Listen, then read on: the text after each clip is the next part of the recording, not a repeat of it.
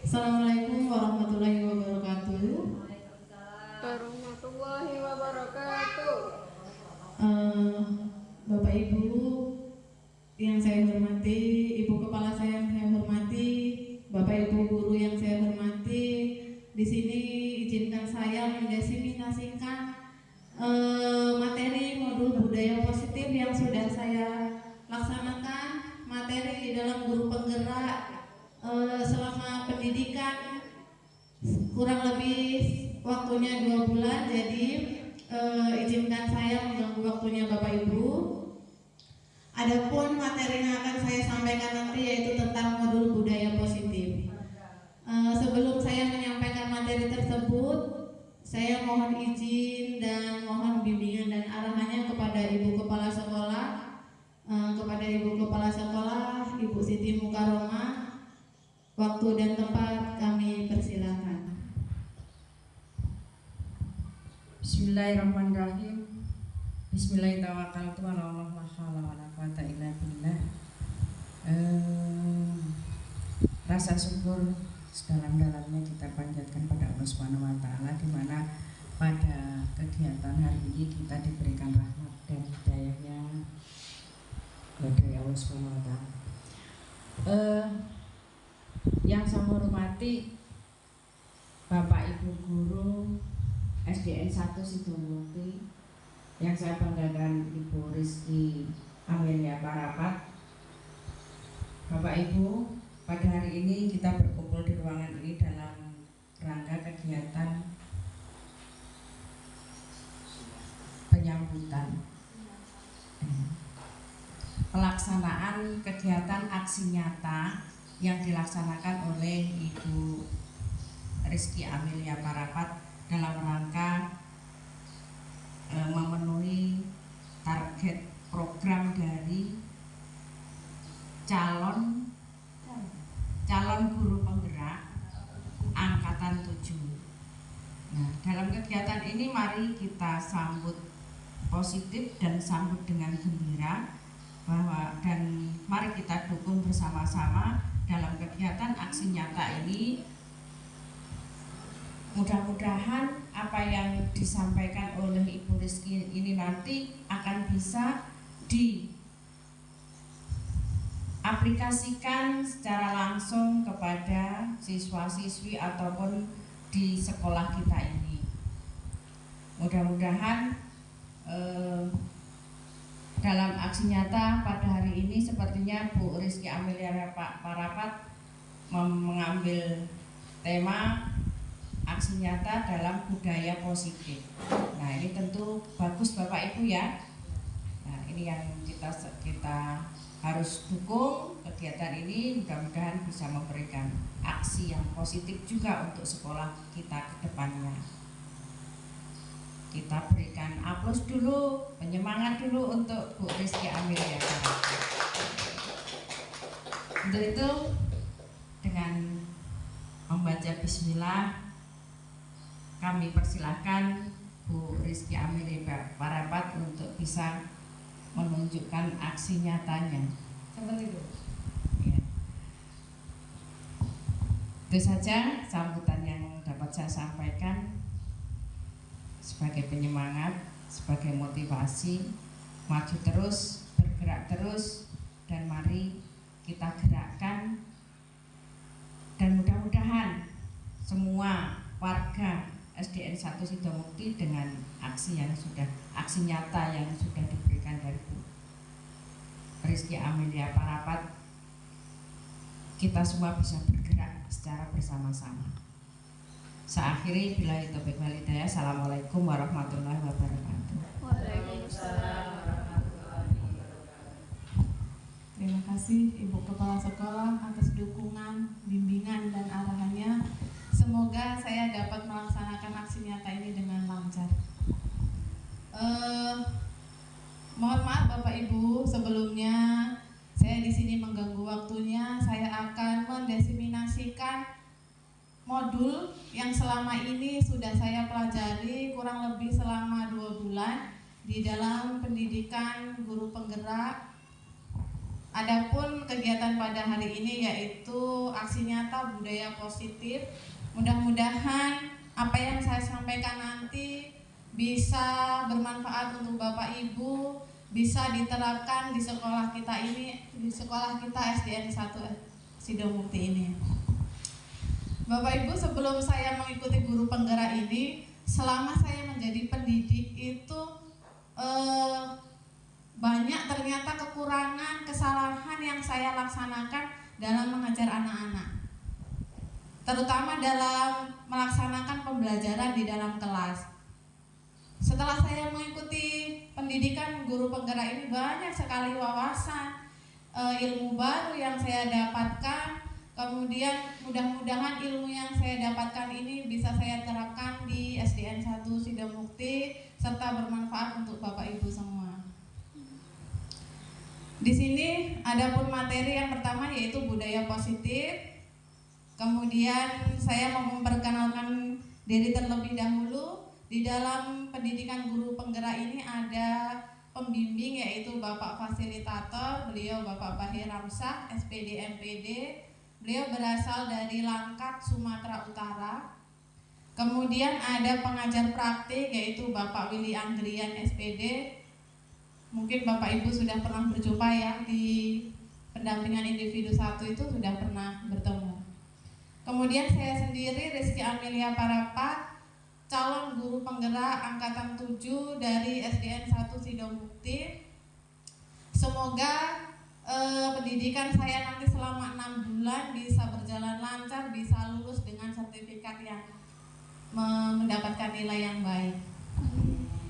Nah, ini adalah para pembimbing saya. Di sebelah kanan saya itu ada Bapak Fasilitator dan di sebelah kiri saya itu Bapak Willy Anggrian sebagai pengajar praktik.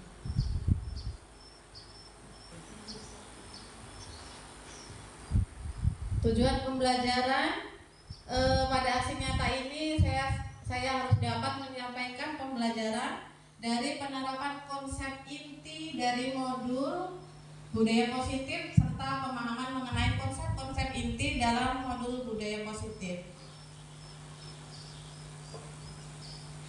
Kemudian skenario pembelajarannya diberikan waktu kurang lebih selama minimal 60 menit.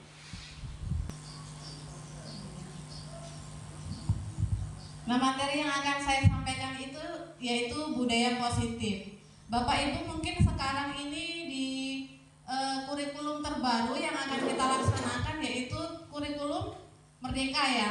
Jadi di dalam guru penggerak ini kita mengulas semua tentang pendidikan yang mengarah ke kurikulum Merdeka sesuai dengan yang dicanangkan oleh pemerintah yang diprogramkan. Jadi kita harus mengikuti kurikulum Merdeka itu, menjalankan pendidikan dan pembelajaran sesuai dengan kurikulum Merdeka. Kemudian memberikan pembelajaran kepada peserta didik supaya peserta didik itu merdeka dengan pembelajarannya. Kemudian siswa itu bisa dapat belajar dengan apa yang mereka mau dan supaya mereka belajar itu sesuai dengan merdekakannya dia sendiri.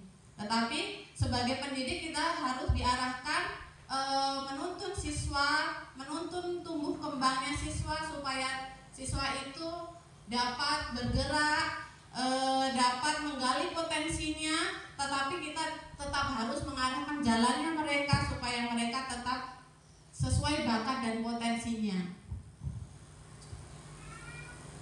Sesuai dengan filosofi Ki Hajar Dewantara, mungkin Bapak Ibu sudah sering mendengar ya semboyan Ki Hajar Dewantara. Mungkin Bapak Ibu ada yang masih ingat semboyan Ki Hajar Dewantara? Coba saya mau minta satu Ibu ya, semboyan Ki Hajar Dewantara. Ibu siapa ya? Ibu Siti main aja. Masih ingat Ibu semboyan Ki Hajar Dewantara?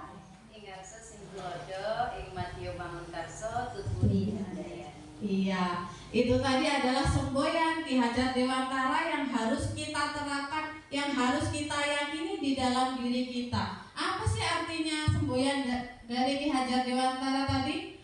Ing ngarsa sing tulodo ing madya mangan karsa tuturi handayani. Di depan kita harus memberi contoh, kita harus menjadi teladan yang baik bagi peserta didiknya. Di tengah kita harus memberi motivasi, memberi dorongan. Kemudian di belakang kita harus mendorong mereka sesuai dengan bakat dan potensinya. Kemudian Ki Hajar Dewantara itu berkata, yaitu pendidik itu diibaratkan sebagai seorang petani. Kenapa diibaratkan sebagai seorang petani? Petani itu menumbuhkan tanaman, dia memiliki peranan penting untuk menjadikan tanamannya itu supaya dapat tumbuh subur. Tetapi para petani itu tidak lupa bagaimana tanaman itu supaya tumbuh subur. Bagaimana Bapak Ibu? Pertama harus dipupuk, disiram, kemudian di hama itu dijauhkan dari hama. Kemudian tidak lupa tanaman itu cocok tidak dengan tanahnya. Jadi yang utama adalah itu. Begitu juga dengan pendidik. Pendidik itu sama ibaratnya dengan seorang petani. Kita harus tahu bakat dan minat siswa itu di mana. Maka kita harus menempatkan siswa tersebut sesuai bakat dan potensinya. Gak mungkin siswa itu dia nggak bisa olahraga, tetapi sama guru dipaksa, kamu harus bisa olahraga, kamu harus bisa berenang, kamu harus bisa atlet. Itu tidak sesuai dengan bakat dan potensinya. Sama seperti kita seorang petani harus menentukan tanah itu cocok atau tidak untuk ditanami. Kemudian menjauhkan dari hama. Maksudnya di dalam pendidikan apa? Di dalam pendidikan itu kita harus diarahkan, siswa itu berjalan. Kita menuntun siswa agar siswa itu dapat tumbuh kembang. Kemudian kita mengarahkan, menuntun mereka supaya mereka tidak salah arah, tidak mengikuti pergaulan-pergaulan yang buruk. Seperti itu contoh dari menghindarkan hama bagi para petani.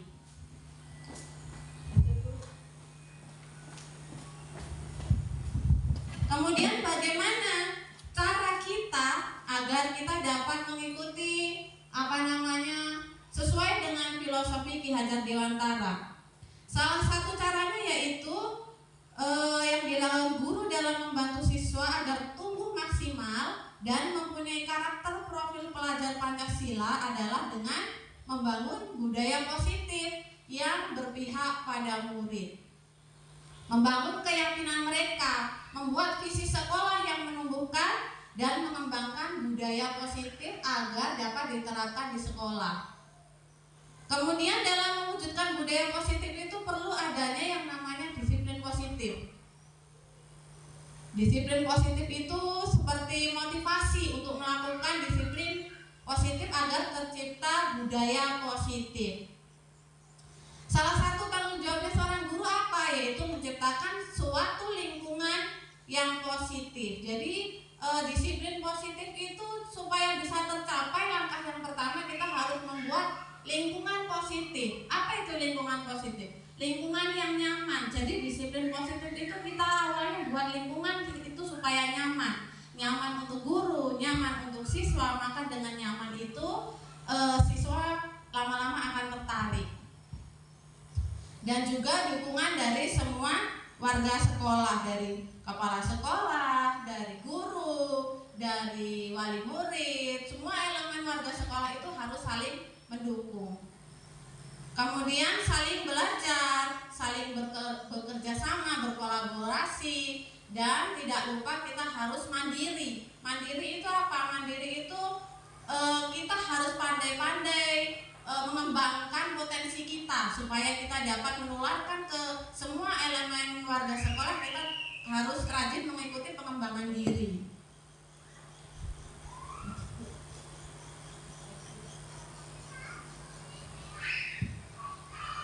Nah, untuk mengikuti disiplin positif itu ada sebuah yang namanya perubahan, paradigma perubahan belajar.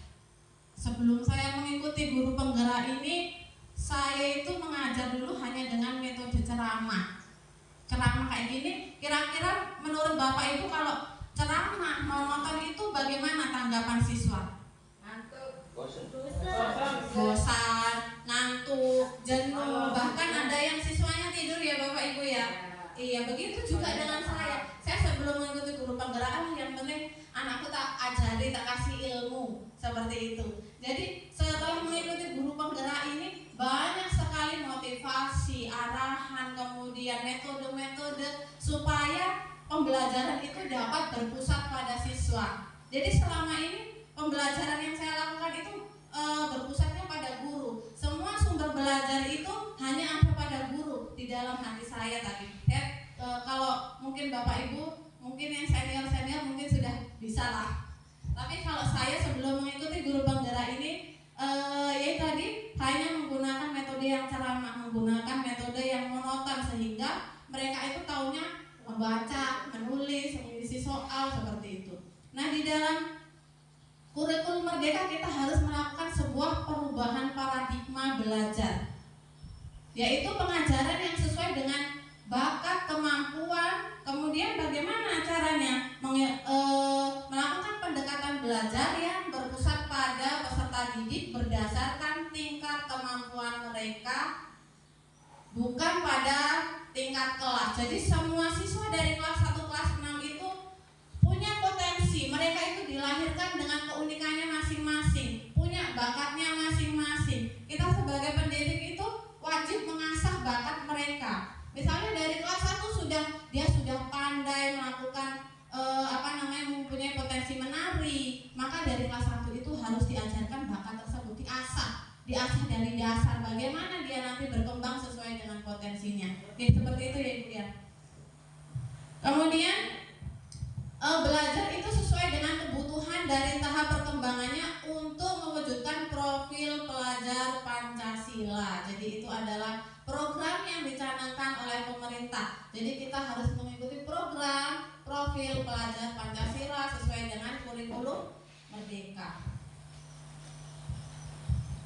Profil pelajar Pancasila itu kita harus mewujudkan siswa yang beriman,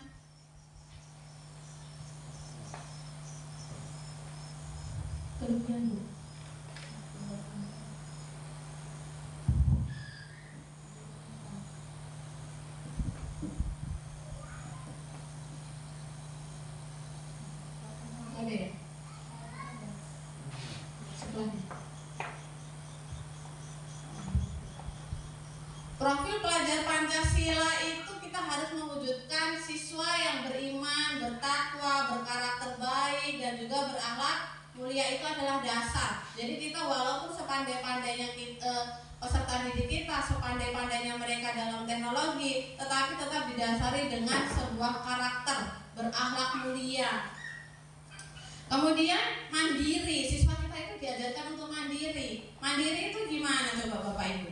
Mandiri itu mereka belajar dengan mencari sumber belajar itu nggak harus dari guru. Mereka diajari mencari sumber belajar dari manapun itu bisa.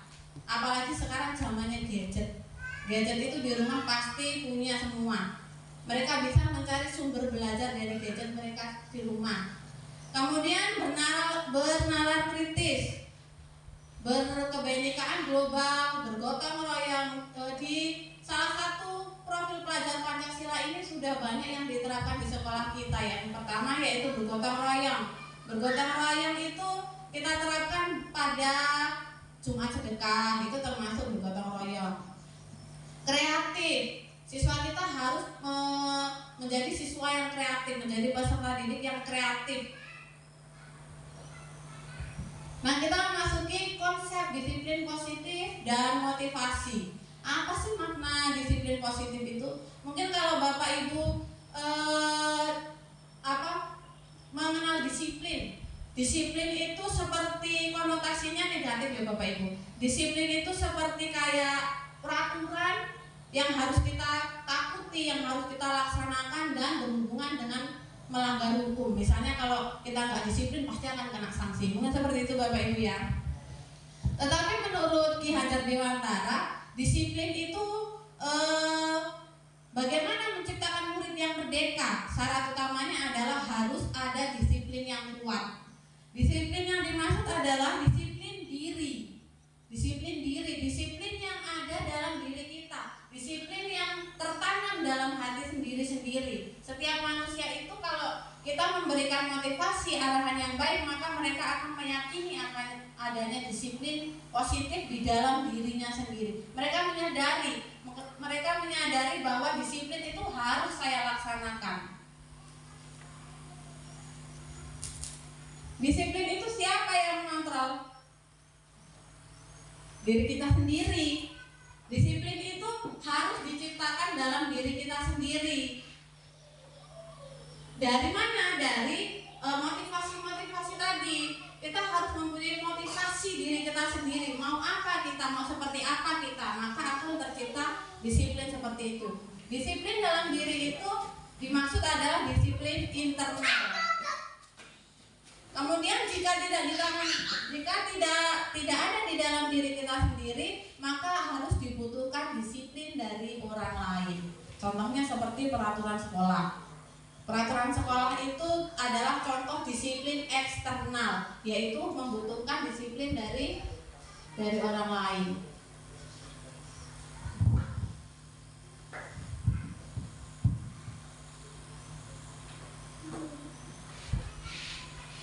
Nah, Bapak Ibu, kita melakukan sebuah percobaan ya. Bagaimana kita dapat mengontrol diri kita supaya disiplin itu tumbuh di dalam diri kita? Bapak Ibu di sini saling berpasangan ya. Jadi misalnya ada seorang A dan seorang B. Seorang A itu menuliskan satu tulisan yang sangat berharga bagi Bapak Ibu.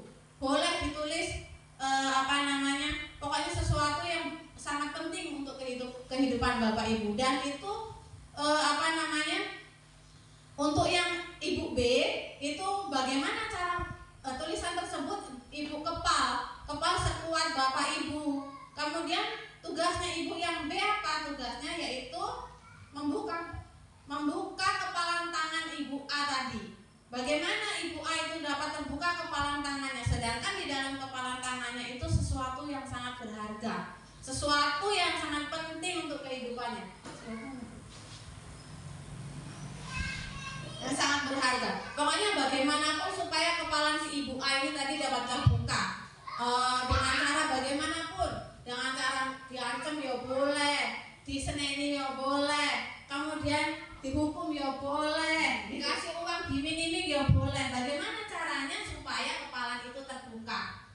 Dicoba ya Bapak Ibu ya. Silakan tuliskan satu kata aja, satu kata yang paling sangat berharga. Silakan Bapak Ibu ditulis dulu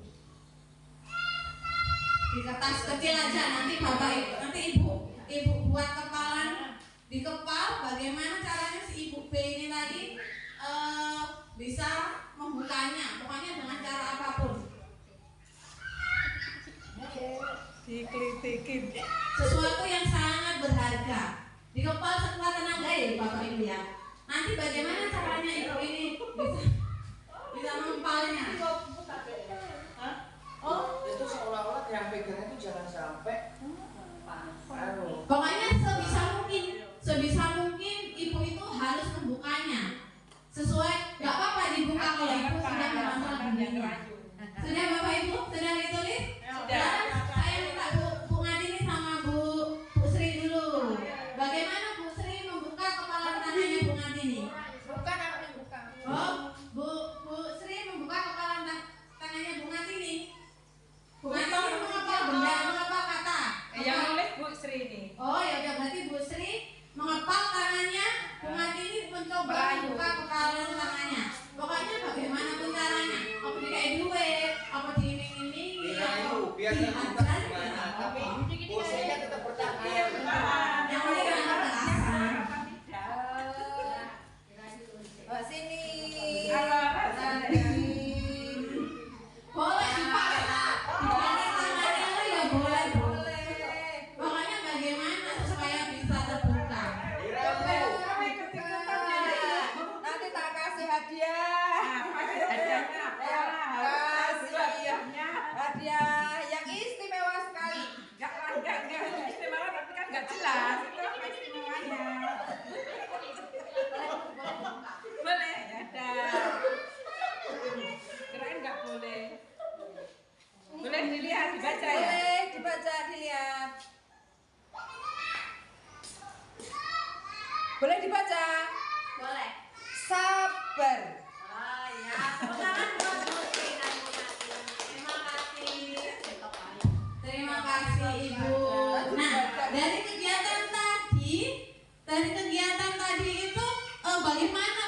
ini bisa membuka kepala tangannya Bu Sri? Beribu cara. Banyak cara. Banyak cara. Banyak cara. Kemudian tanggapan Bu Sri dari apa namanya Hasil saat pengantin ini apa? Sakit apa gimana? Ya geli lah Bu. Geli. Geli lah. Iya, jadi dari kegiatan tadi apa sih maksudnya Ibu Sri tadi membuat mengepal tangan dengan menyimpan sesuatu yang sangat berharga. Kemudian bagaimana Bu Ngatini mencoba membukanya dengan diilik-ilik ya, sehingga Bu Sri merasakan geli, akhirnya terbuka. Kemudian yang dirasakan Bu Sri apa? Pasti sakit, geli ya Bu Sri ya. Iya. Kemudian bagaimana Ibu bisa membukanya? Karena diilik-ilik tadi ya. Nah, dari kegiatan itu sama halnya dengan kita merubah paradigma tadi. Kita membuat siswa seperti kepalan tangan. Jadi anak itu ibaratnya kepalan tangan tadi. Yang awalnya cuma mengepal seperti ini, kemudian disekolahkan mereka. Disekolahkan mereka, bagaimana sih tangan ini tadi bisa terbuka? Bagaimana cara kita bisa membuka si anak pikiran, karakter si anak tadi? Pasti banyak cara kan? Ada yang dimotivasi, ada yang dihardik, ada yang diarahkan, dituntun, dibelajari ya. Nah, dari kegiatan itu, kalau anaknya nggak mau membuka kepalan tangannya tadi, pasti ibu akan berusaha lagi kan? Berusaha bagaimana si anak itu tadi mau sesuai dengan apa yang kita harapkan. Begitu tadi yang Bu Sri lakukan sama Bu Ngatini. Bu Sri mau membuka kepalan tangan itu karena dia diilik-ilik, baru dia bisa terbuka. Sebelumnya mau nggak dibilangin alon-alon biar bisa terbuka? Nggak mau. Jadi biar bisa terbuka kepalan tangan itu yang mengontrol adalah diri sendiri. Jadi begitu siswa itu kalau diri sendirinya nggak mau ya nggak mau. Maka sama dengan kita, diri kita yang mengontrol. Kalau kita mau melakukan A, pasti ya akan melakukan A. Kalau walaupun dimingi-mingi di apapun, kalau nggak mau ya tetap nggak mau. Sama seperti siswa itu semua manusia itu kontrol dirinya diatur oleh dirinya masing-masing. Kita nggak boleh memaksa. Kita nggak boleh yang namanya menghardik siswa. Memaksa itu sama dengan kita membuat mereka merasa gagal karena tidak sesuai dengan apa yang mereka inginkan. Lanjut Bu.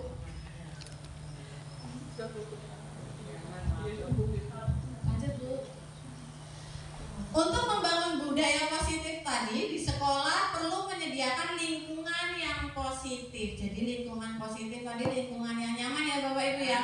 Jadi yang pertama harus membuat nyaman lingkungan kita. Jadi kita misalnya masuk kelas itu dengan senyum yang baik, senyum yang cantik, dengan sapaan yang ramah. Bukan masuk kelas itu dengan cemberut, dengan kamu kok kelasnya malah kotor, nggak dibersihkan. Nah itu termasuk lingkungan yang buruk. Jadi awal kita melakukan pembelajaran itu dengan lingkungan yang positif terlebih dahulu. Membuka dengan semangat dan motivasi siswa agar mereka itu dalam melakukan pembelajaran selama 1 hari itu mereka senang karena diawali dengan rasa senang. Menyediakan lingkungan yang positif, aman, nyaman agar murid-murid mampu berpikir, bertindak dan menciptakan dengan merdeka, mandiri, bertanggung jawab. Lazimnya disiplin itu dikaitkan dengan kontrol. Seperti tadi, kita mengontrol diri kita sendiri. Yang mengatur diri kita sendiri adalah kita sendiri. Dengan cara bagaimana? Dengan cara hal-hal motivasi, arahan, maka kontrol kita itu akan luluh. Nah, di bawah ini adalah paparan Dr. William Glasser dalam kontrol teori. Untuk meluruskan beberapa miskonsepsi tentang teori kontrol. Ilusi guru mengontrol murid. Jadi di dalam pandangan kita itu guru itu bisa mengontrol murid. Padahal siapa yang bisa mengontrol orang tersebut? Diri sendiri. Kita nggak bisa mengontrol murid. Kita nggak bisa memaksa murid. Kalau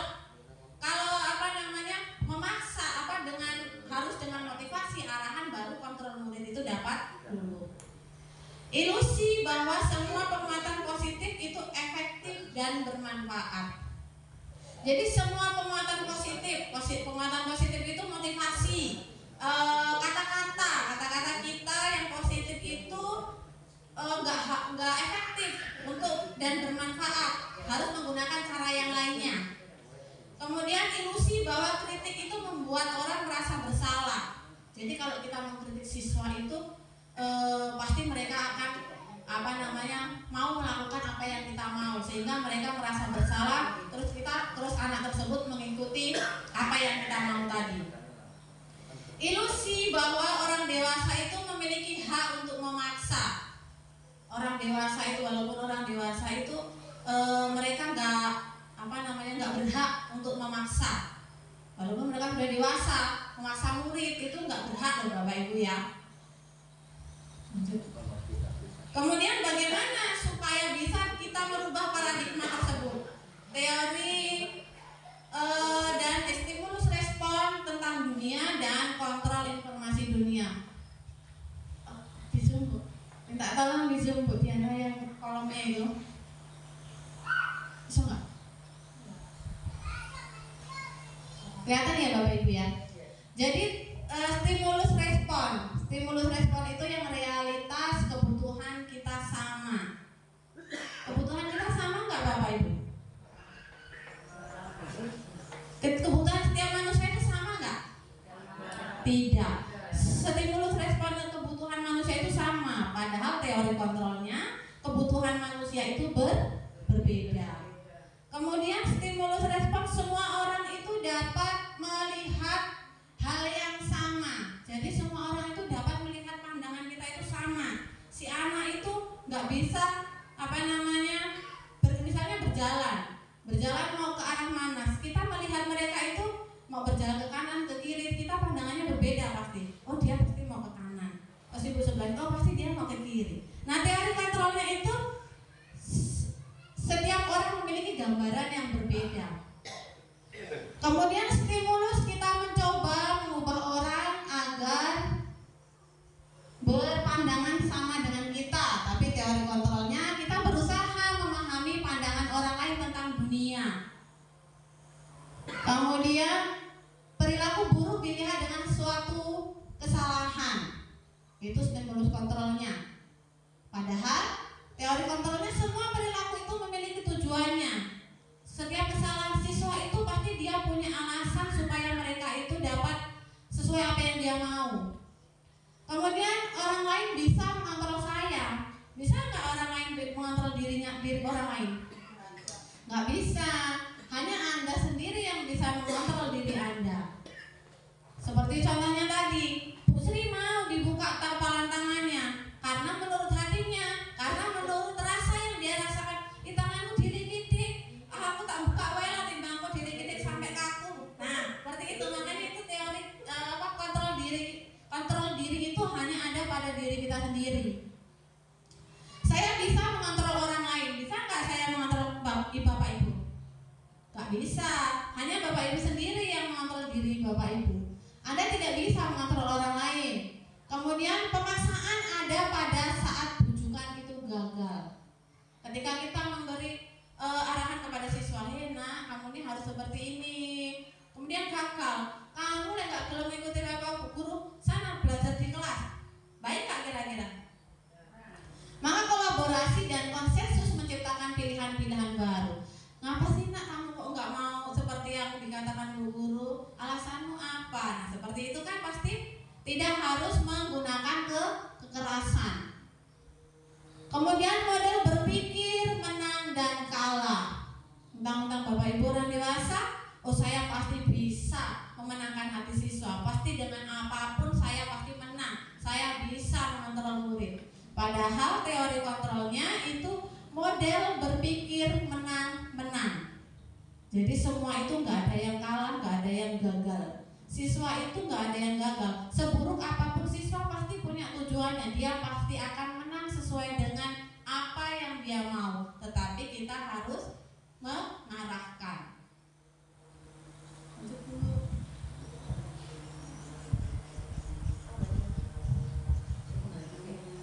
Sebelah.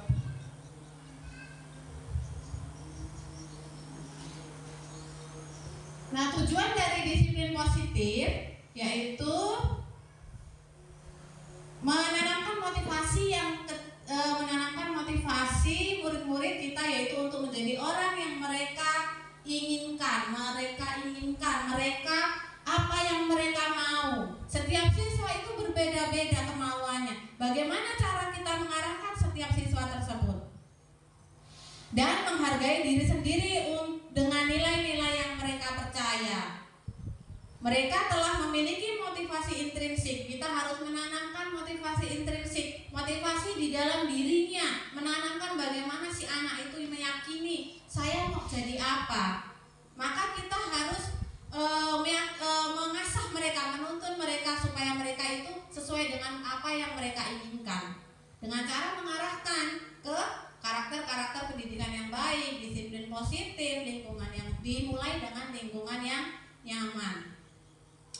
Dan mereka akan tetap berperilaku baik dan berlandaskan nilai-nilai kebajikan karena mereka ingin menjadi orang yang menjunjung tinggi nilai-nilai yang mereka hargai. Jadi kalau mereka sudah tumbuh di dalam dirinya motivasi yang baik, kontrol diri yang baik, maka mereka akan menghargai dirinya sendiri sehingga mereka mau berperilaku yang baik.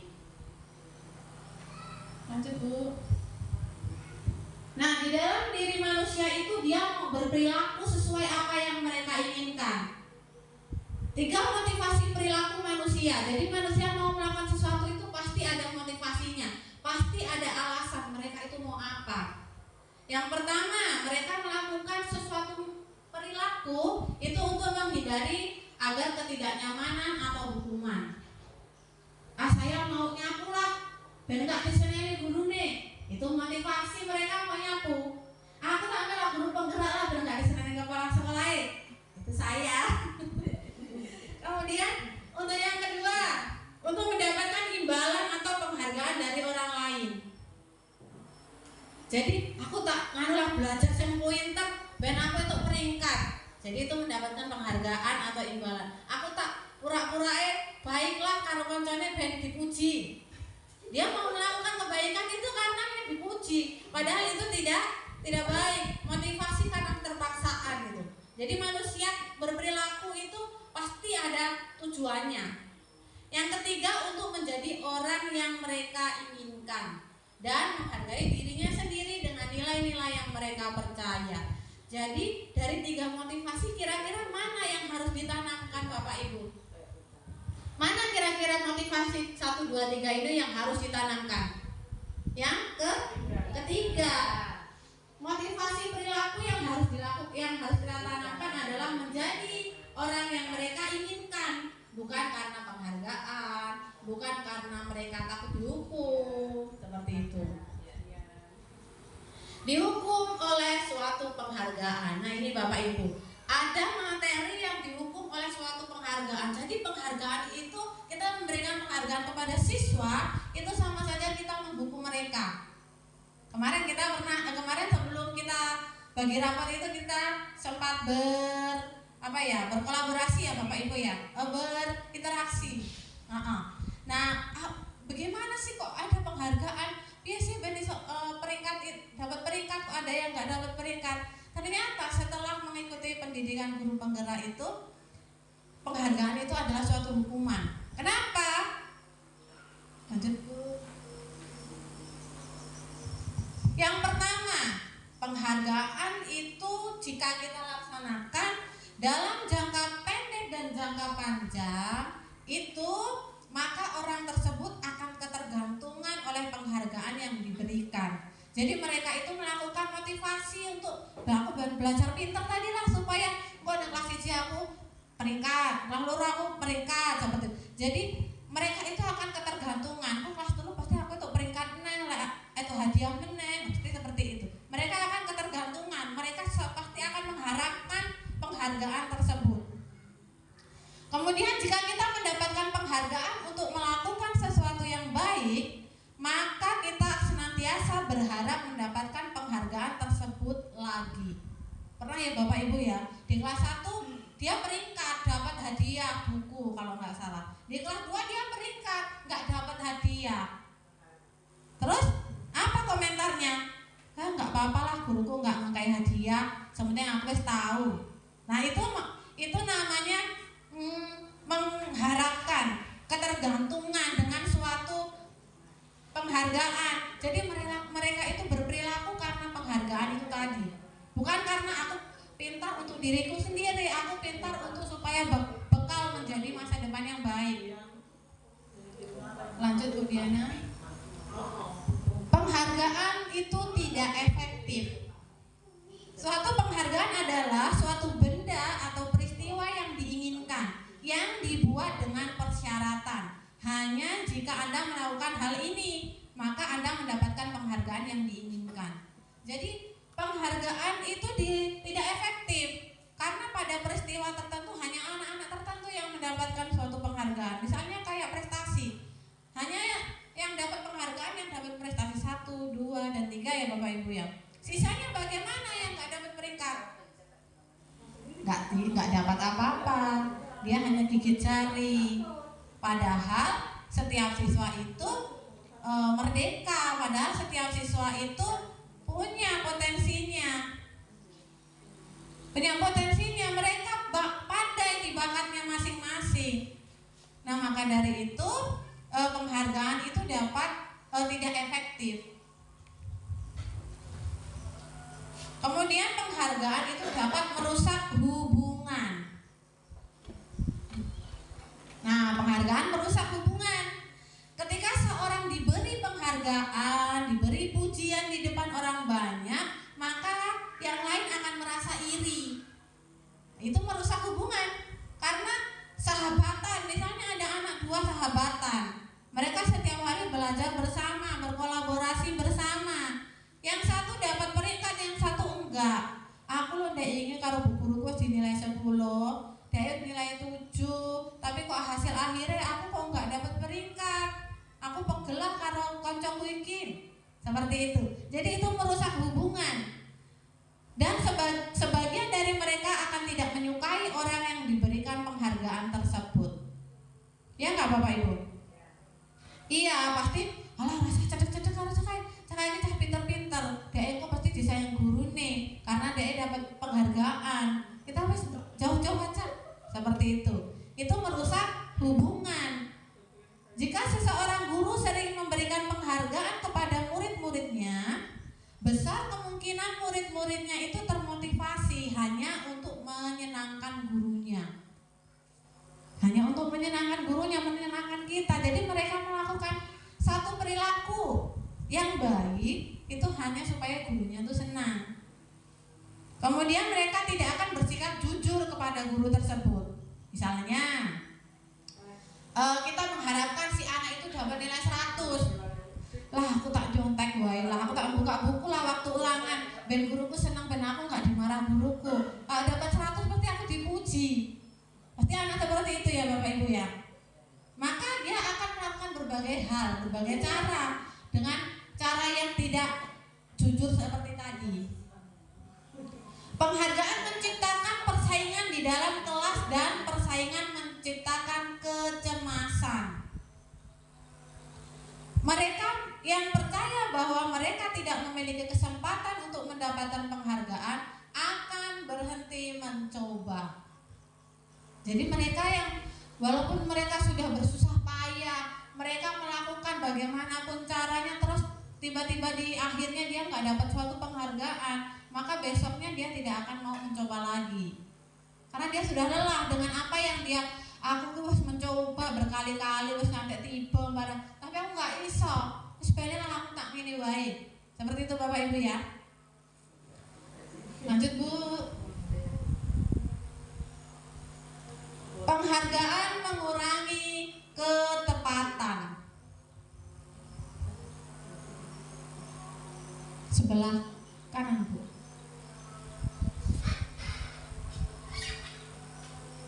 Penghargaan mengurangi ketepatan. Ada sebuah percobaan. Bapak Ibu, sekelompok anak laki-laki berusia sekitar 9 tahun. Dia diminta untuk melihat gambar-gambar wajah yang ditampilkan di layar. Lanjut. Terus.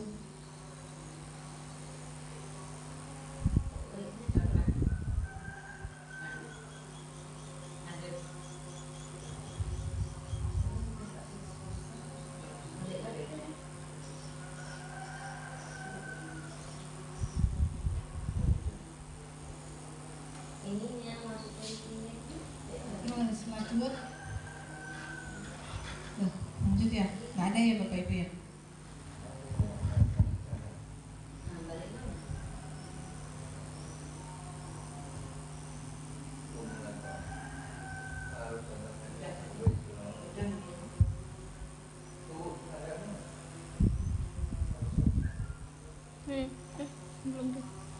Lagi Bu, Nomor 20. lagi menurunkan kualitas.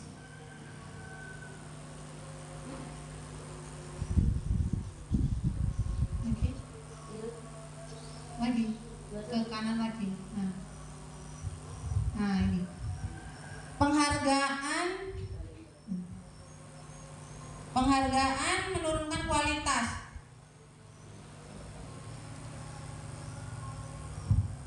Pengamatan dilakukan sekelompok mahasiswa yang sedang kerja praktik di sebuah surat kabar universitas. Saat itu mereka sedang belajar menuliskan sebuah artikel tentang sebuah judul berita utama, yaitu seiring waktu mahasiswa tersebut semakin mampu bekerja dengan cepat. Kemudian ada beberapa mahasiswa yang dibayar untuk setiap judul berita utama yang mereka mampu hasilkan.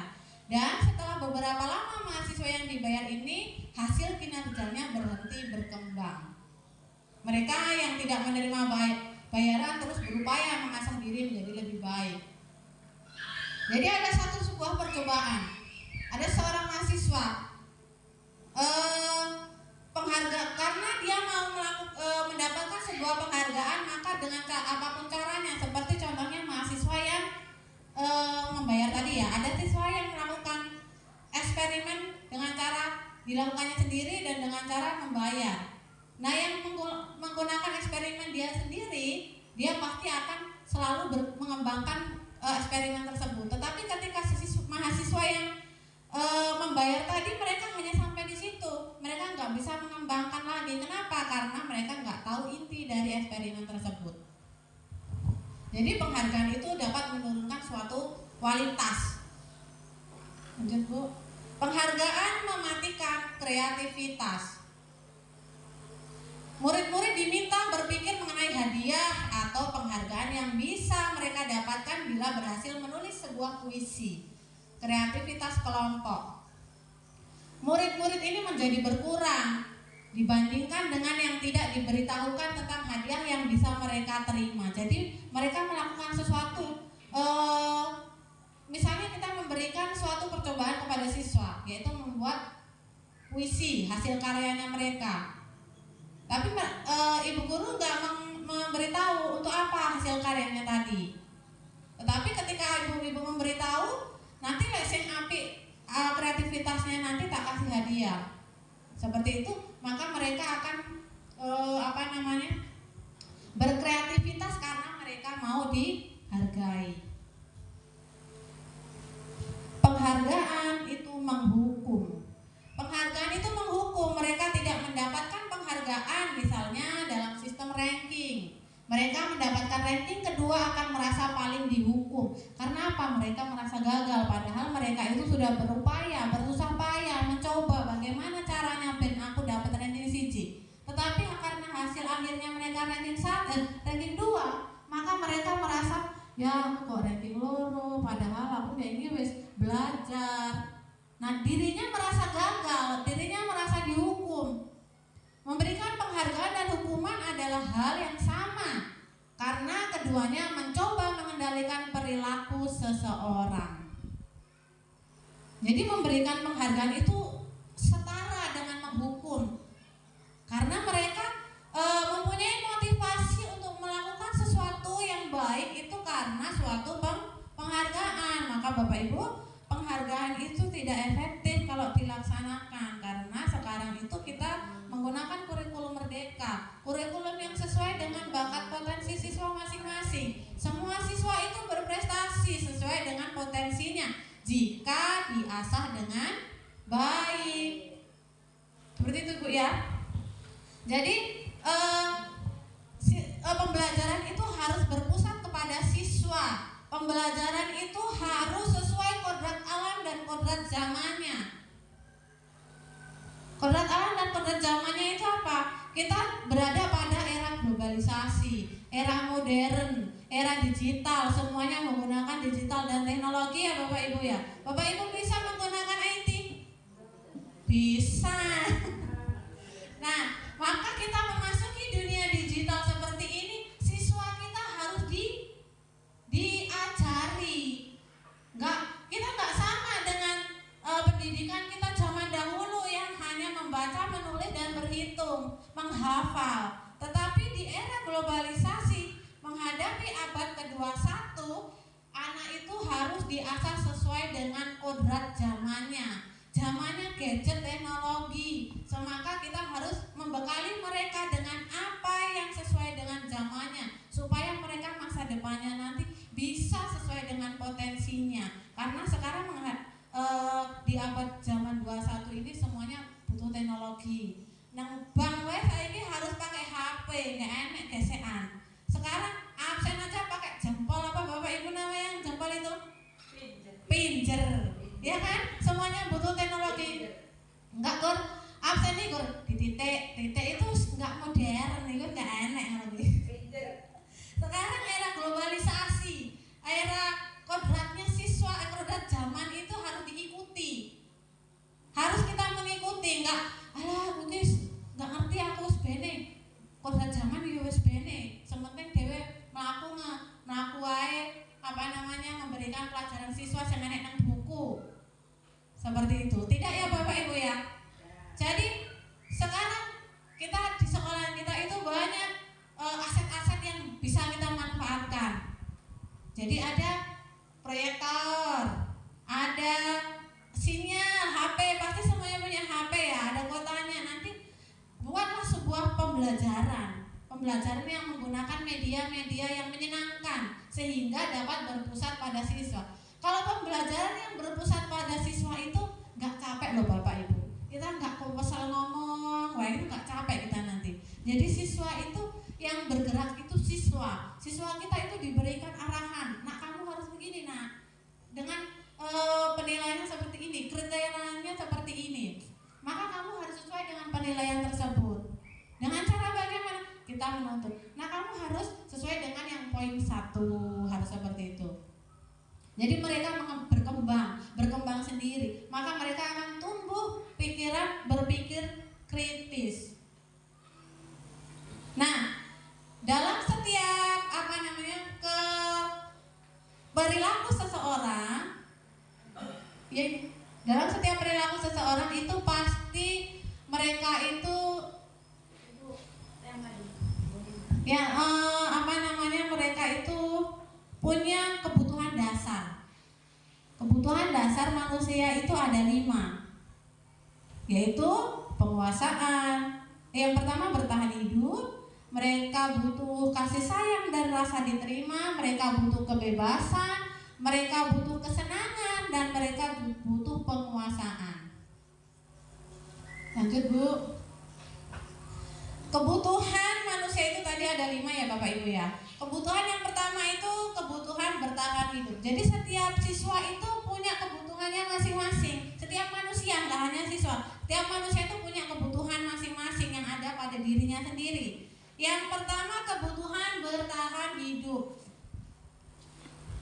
Kebutuhan bertahan hidup itu ketika seseorang melakukan suatu perilaku, pasti dia membutuhkan satu, yaitu bertahan hidup. Bertahan hidup itu misalnya kesehatan, rumah, makanan, itu adalah kebutuhan dasar untuk bertahan hidup. Kemudian kebutuhan dasar manusia yang kedua yaitu kasih sayang dan rasa diterima. Jadi manusia itu punya kebutuhan, butuh kasih sayang, butuh rasa untuk diterima. Siswa pun seperti itu. Siswa itu butuh kasih sayang, butuh rasa diterima. Kebutuhan kasih sayang itu meliputi apa? Menerima kasih sayang, merasa menjadi bagian dari suatu kelompok. Kebutuhan ini juga meliputi keinginan untuk tetap berhubungan dengan orang lain, seperti teman, keluarga, pasangan hidup, teman kemudian butuh kelompok, di mana mereka itu butuh berkelompok, butuh diperhatikan, butuh kasih sayang. Kemudian penguasaan kebutuhan yang ketiga yaitu kebutuhan penguasaan. Yaitu kebutuhan ini meliputi keinginan untuk dianggap berharga. Jadi mereka itu butuh, aku ki berharga nggak sih sama teman-temanku? Dia tuh hatinya itu butuh, pasti semua orang itu butuh seperti itu. Kemudian kebutuhan yang selanjutnya yaitu kebutuhan kebebasan untuk memilih. Ada yang atur oleh undang-undang ya Bapak Ibu ya, kebebasan untuk memilih. Kebebasan untuk memilih itu adalah kebutuhan dasar manusia. Mereka butuh memilih itu memilih itu sesuai dengan kontrol dirinya sendiri. Kemudian kebutuhan yang selanjutnya yaitu kebutuhan untuk merasa senang. Manusia itu butuh rasa senang. Manusia itu nggak panik. Jadi manusia itu butuh senang, pengen senang-senang. Jadi kalau di dalam kelas kita ada siswa yang senang-senang, wae nggak fokus, mereka itu berusaha memenuhi kebutuhan dasarnya. Jadi cuci seneni Bu, lek enek cah seneng diarahkan. Nah kebutuhan dasar mungkin wis mbok penuhi lho. Seneng oleh, tapi ya kudu fokus, aja dolanan wae. Seperti itu ya Bapak Ibu ya. Pasti ada ya yang kalau kita jelaskan udah panjang lebar sampai mimir malah siswanya ada guyonan, ada yang main-main, ada yang suka-suka dia. Ada ya Bapak Ibu ya? Ada. Nah, mereka itu melakukan seperti itu, dia berusaha untuk memenuhi kebutuhan dasarnya. Mereka melakukan itu tuh karena ada alasannya. Jadi semua apa yang dilakukan siswa itu pasti ada alasannya. Tergantung bagaimana cara kita menanggapi. Misalnya, contoh ya, satu kasus. Bu Ambar, guru wali kelas 2A di SD Pelita Hati, sedang bingung menghadapi ulang salah satu murid di kelasnya yang bernama Doni. Beberapa anak di kelas 2 itu telah datang padanya dan mengeluh, Bu, Doni ini seringkali minta bekal makan siangku. Mereka dipaksa supaya bekalnya mereka itu dimakan oleh Doni. Kemudian bagaimana Bapak Ibu menanggapinya? Kemudian yang kedua, pertanyaan kedua, kebutuhan dasar apa yang ingin Doni penuhi? Jadi dari kebutuhan-kebutuhan dasar tadi, Doni melakukan hal tersebut. Ada nggak di kelas Bapak Ibu kasus seperti itu? Nggak ada ya? Tapi biasanya ada sih, maksudnya di sekolah lain ada kegiatan itu. Jadi nasinya si anak tersebut diminta sama Doni, dipaksa, bakal nggak sini, tamat saya, kayak gitu. Ketika ditanya, kemudian bagaimana cara Bapak Ibu menghadapi masalah tersebut? Kita tanya, apa alasannya?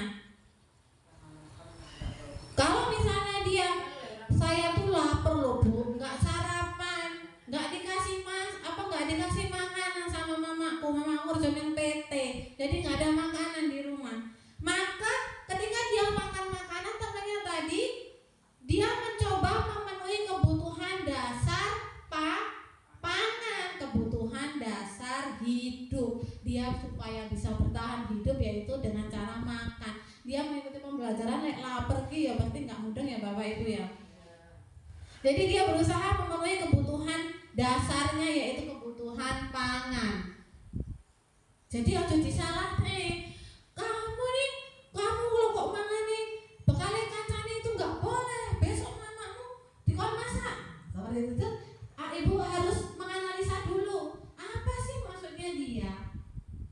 Seperti itu. Kemudian jika dia kebutuhan jika dia aku nih pengen loh Bu iseng-iseng aja biar temanku ini negur saya. Nah berarti dia sedang memenuhi kebutuhan dasar diterima. Karena ciri-ciri orang yang kebutuhan dasar diterimanya kurang, dia pasti ingin diperhatikan. Seperti itu ya Bapak Ibu ya. Jadi kalau misalnya siswa kita ada yang seperti itu, Ibu kenali dulu, Ibu analisa dulu, apa sih kebutuhan dasarnya kok dia melakukan itu. Jadi harus dipahami dulu, dicari tahu akan masalahnya seperti apa. Jangan buru-buru mengecat siswa itu jelek. Seperti itu Bapak Ibu ya. Kemudian 5 posisi, lanjut Bu, 5 posisi Ibu 5 posisi kontrol yang diterapkan oleh seorang guru. Jadi ketika kita menjalankan disiplin positif itu kita punya 5 kontrol sebagai guru. Yang pertama sebagai seorang penghukum. Ayo, siapa Bapak Ibu? Siapa yang sering menggunakan posisi kontrol sebagai seorang penghukum? Biasanya seorang penghukum ini menggunakan hukuman fisik ataupun verbal. Maksudnya apa? Siswa yang terkena masalah pasti kekerasan, dijemur, onlayu-layu kayak gitu. Itu adalah ciri-ciri guru sebagai penghukum. Kontrol sebagai penghukum.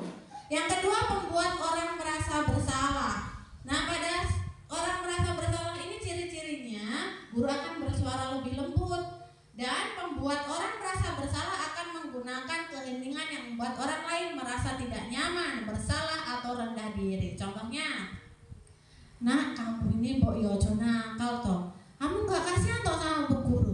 Bu guru ki isin loh. Didelok nih kelas 5 kiki paling nakal dhewe loh. Kira-kira kasihan gak sama bu guru kamu kalau bu guru digitukan muridnya nakal-nakal. Dengan suara lembut, tetapi siswa tersebut, ya Allah berarti guruku ini isin ya sama guru lain ya, pasti guruku malu seperti itu akan membuat siswa tersebut merasa bersalah, menyakiti hati orang lain. Kemudian sebagai teman itu guru dan posisi ini tidak akan menyakiti murid, namun akan tetap berupaya mengontrol melalui persuasi. Jadi ketika kita menghadapi murid yang sedang lain daripada yang lain, berperilaku buruk, kita memposisikan diri kita itu sebagai kontrol. Sebagai kontrol teman, kita setara. Hei, kamu ini gak boleh kayak gitu. Kan kamu tahu hal itu tuh buruk, padahal itu sebagai teman. Kemudian monitor atau pemantau. Biasanya memonitor berarti mengawasi. Jadi mereka diawasi selama perilaku buruk itu diperbaiki, guru itu memantau terus. Kemudian sebagai manajer, yaitu posisi terakhir sebagai manajer. Nah, ini ada satu contoh video 5 posisi kontrol guru. Silahkan dilihat terlebih dahulu ya Bu ya.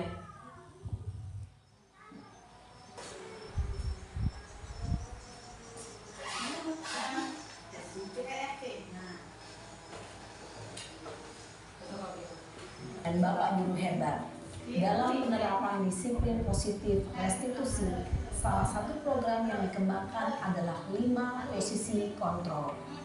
5 posisi kontrol dalam restitusi adalah proses perjalanan seorang pendidik agar dapat mengenali dirinya. Pada video kali ini, kita akan membahas tentang 5 posisi kontrol yang dikembangkan oleh Diane Dawson dan contoh penerapannya.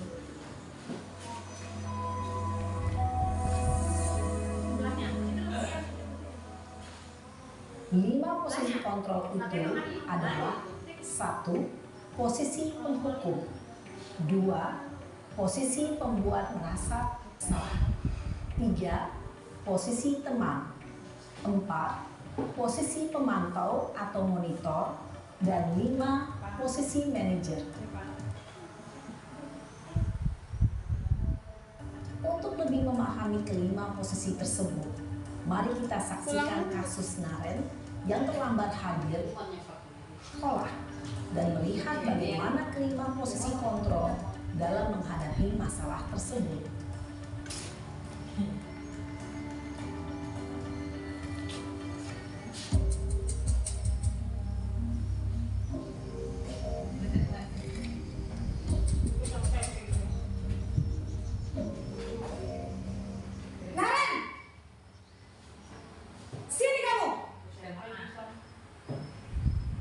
Selamat pagi Bu.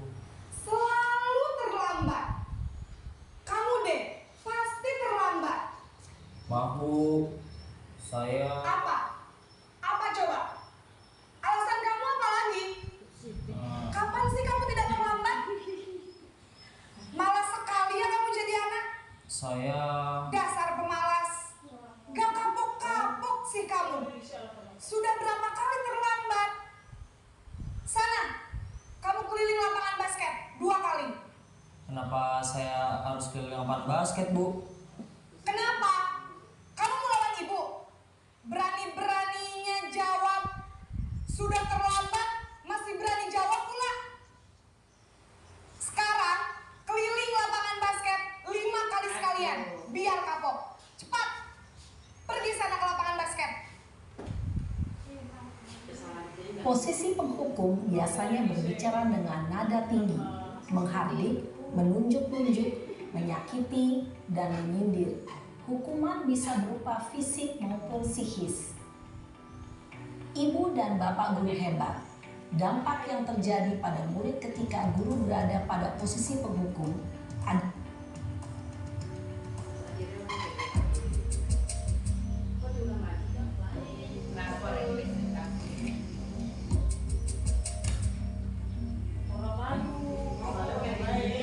Naren! Sikap guru yang kedua. Selamat pagi Bu. Naren. Kamu kenapa terlambat lagi, nak? Ya Tuhan, Naren. Kamu senang ya bikin ibu susah ya? Kalau kamu terlambat lagi, nanti ibu yang ditegur bapak kepala sekolah, nak. Disangka ibu tidak bisa membina kamu.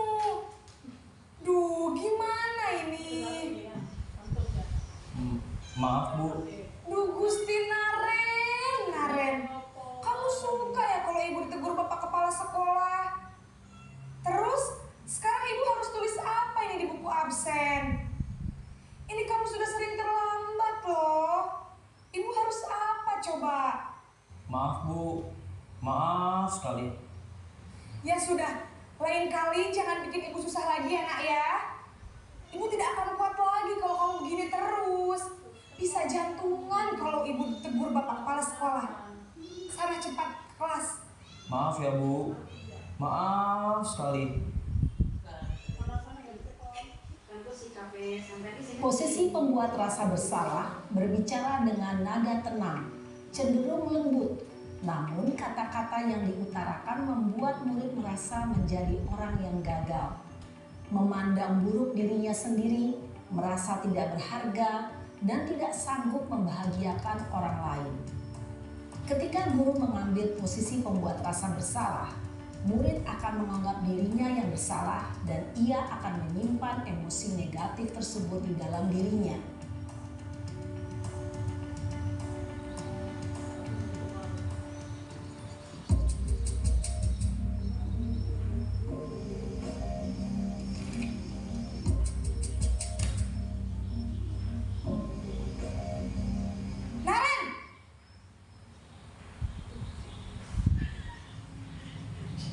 Selamat pagi Bu. Wah, sudah jam berapa ini nak? Terlambat lagi ya sayang. Iya Bu, habis ibu saya lupa membangunkan saya Bu. Kamu malah menyalahkan ibu kamu. Kamu bukannya anak yang larinya paling kencang. Kok terlambat sih? Iya Bu, saya memang terlambat bangun tadi. Jadi biarpun saya lari kencang, tetap gak kekejar Bu. Ya sudah sana, nanti lain kali larinya lebih kenceng lagi ya. Biar gak terlambat lagi. Bikin seneng ibu, demi ibu. Bisa kan? Bisa lah Bu. Ya sudah sana masuk kelas. Ibu beresin urusan absen kamu. Kamu ini ada-ada saja. Dalam posisi tenang, guru berbicara dengan nada suara ramah, akrab, cenderung bersenda gurau untuk menjaga suasana tetap santai. Murid aman dan akrab dengan guru. Identitas yang tercipta adalah identitas sukses atau berhasil. Namun, perlu diingat, Karena ini masih dorongan eksternal, maka ada faktor ketergantungan dari murid kepada orang tertentu. Di sini guru absennya, sehingga di lain waktu murid bisa berperilaku baik, namun hanya kepada orang-orang tertentu saja.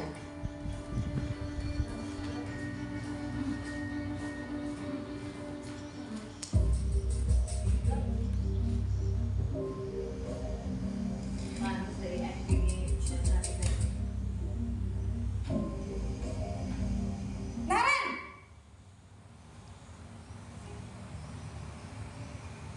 Selamat pagi, Bu. Naren, apa peraturan sekolah kita tentang jam berapa kita harus masuk sekolah, nak?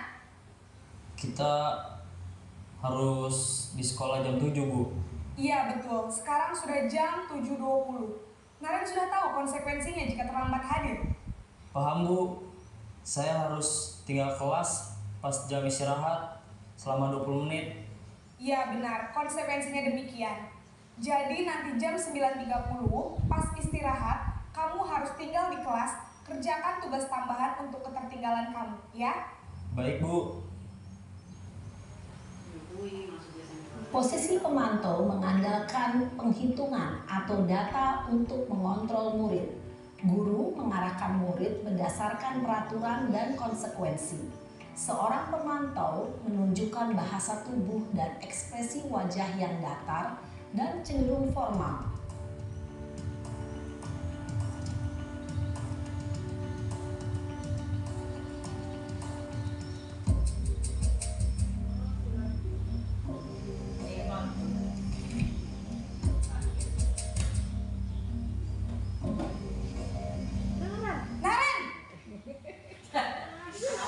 Naren! Selamat pagi, Bu.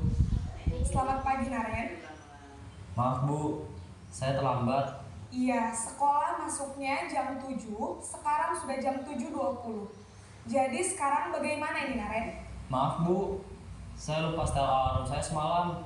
Baiklah, menurut kamu, keyakinan sekolah yang mana yang perlu kamu tingkatkan? Menghargai diri sendiri dan orang lain mungkin ya, Bu. Setuju. Jadi, apakah Naren meyakini prinsip saling menghormati tersebut? Iya, Bu. Saya meyakininya. Apakah Naren bersedia memperbaiki masalah keterlambatan ini? Bersedia, Bu. Bagaimana kamu akan memperbaiki masalah keterlambatan ini?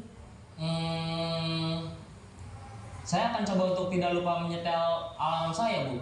Baik, kalau Naren lupa menyetel alarm di rumah, ada orang yang kira-kira bisa bantu mengingatkan tidak? Ada, Bu. Kakak saya, Kak Emma. Ada lagi selain Kak Emma? Selain Kak Emma, ada ibu saya. Baik, jadi yang mengingatkan Naren adalah Kak Emma dan ibu kamu ya? Kira-kira akan mulai start alarm kapan nih, Naren? Setelah pulang sekolah, akan segera saya lakukan. Baik, jadi Naren akan setel alarm untuk bangun besok pagi dan akan diingatkan oleh kakak dan ibunda Naren ya.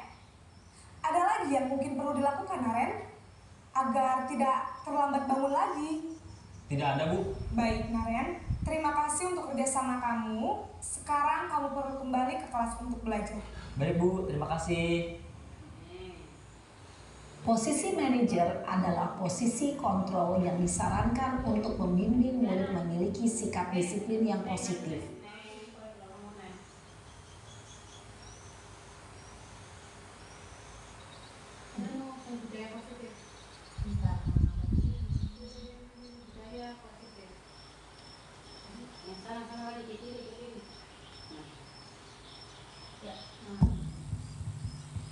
Sudah dilihat Bapak Ibu videonya?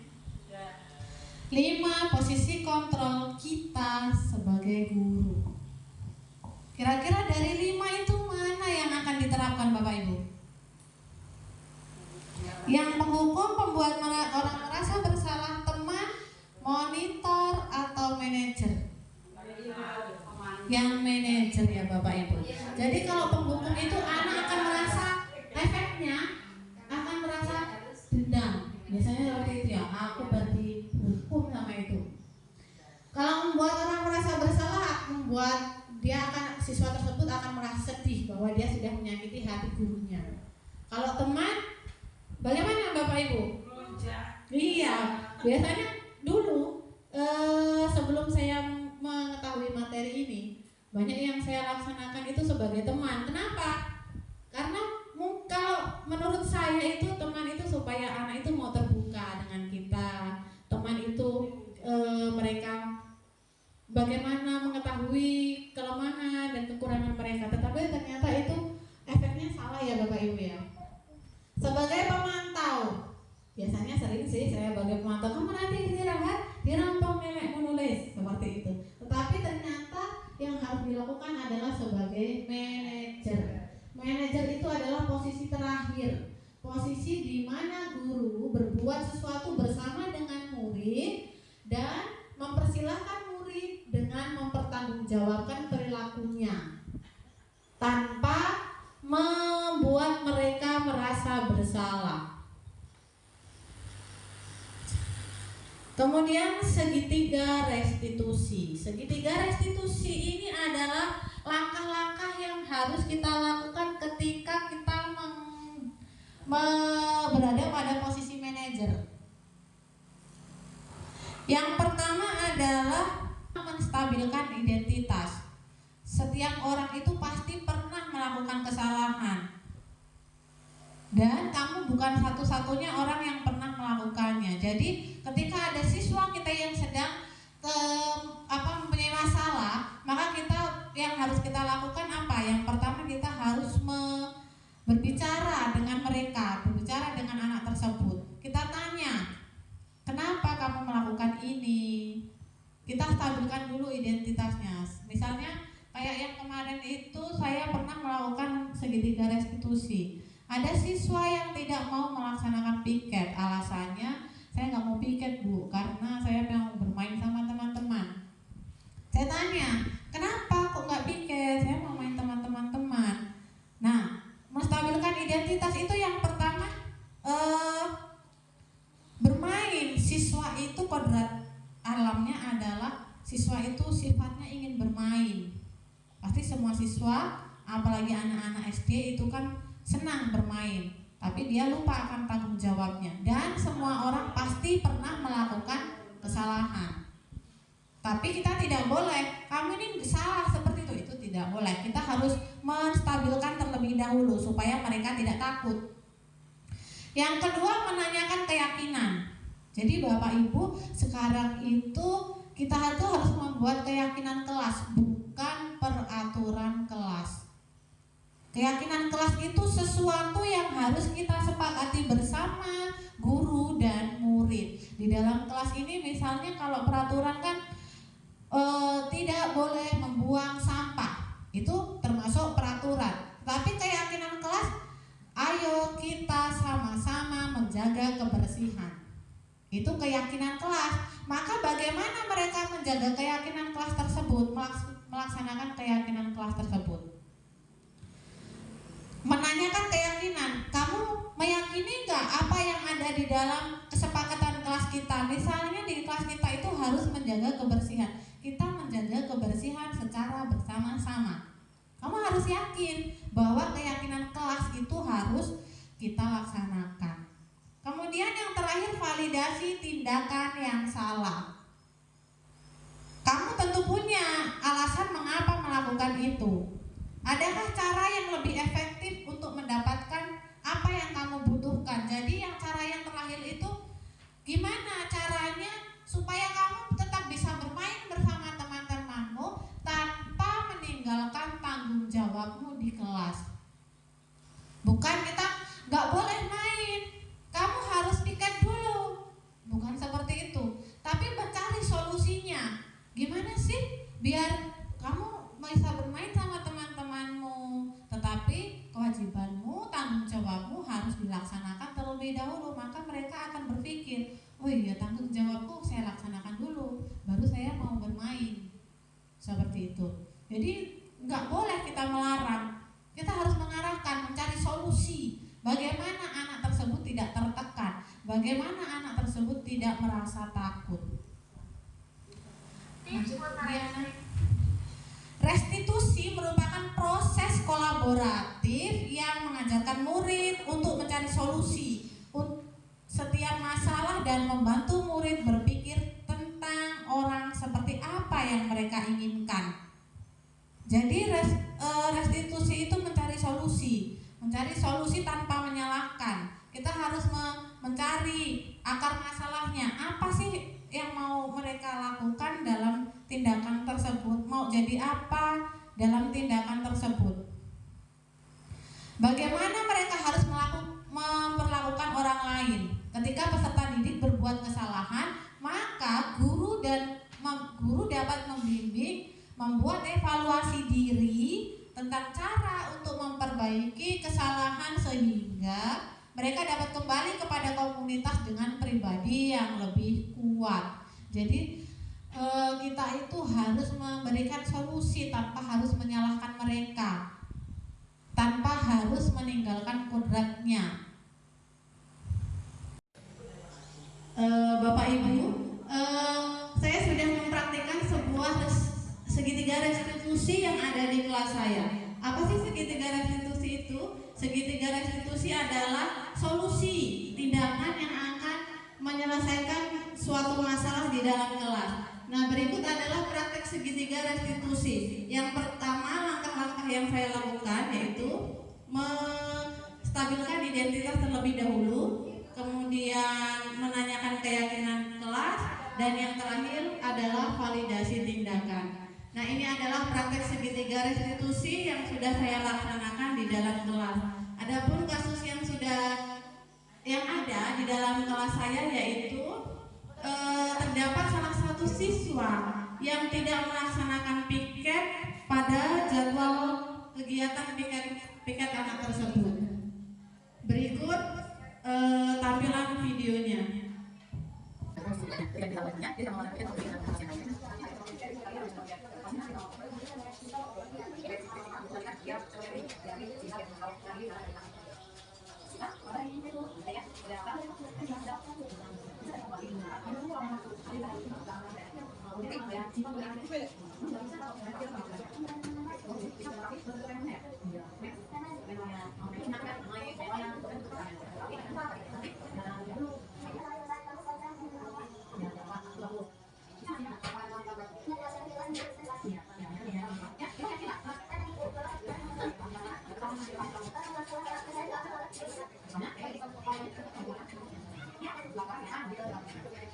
Ini tadi sudah dijelaskan di dalam video yang sebagai manajer. Yang terakhir, refleksi. Jadi dalam kegiatan ini tadi yaitu berupa disiplin positif. Disiplin positif yang harus kita laksanakan terlebih dahulu adalah lingkungan yang positif, lingkungan yang nyaman. Bagaimana cara kita menerapkannya? Refleksinya dalam kegiatan hari ini yaitu apakah kita siap menerapkan budaya positif dalam diri sendiri dan siswa kita, Bapak Ibu? Dari materi tersebut kira-kira Bapak Ibu siap nggak menerapkan disiplin positif? Jadi di dalam kegiatan ini itu saya nggak mengajari ya Bapak Ibu ya, nggak marahi, tapi kita sharing, berbagi ilmu, berkolaborasi. Bagaimana caranya disiplin positif itu bisa diterapkan di sekolah kita? Siap tidak Bapak Ibu dengan disiplin positif tadi? Siap. Nah, kita nggak sendiri, kita kelasku bisa disiplin, kita nggak sendiri. Kita dimulai dari kelas lingkup kecil dulu, di kelas kita kita buat kesepakatan kelas, bukan peraturan kelas ya Bapak Ibu. Jadi kita berkolaborasi, gimana baiknya, nggak harus sama plek sama yang tak sampaikan. Kita berkolaborasi, memunculkan ide-ide gimana sih caranya biar disiplin positif itu dapat kita laksanakan seperti itu. Kemudian, apakah kita siap membawa perubahan paradigma tadi? Yaitu berpusat pada siswa sesuai kodrat alam dan kodrat zamannya. Jadi pembelajaran itu berpusat pada siswa sesuai dengan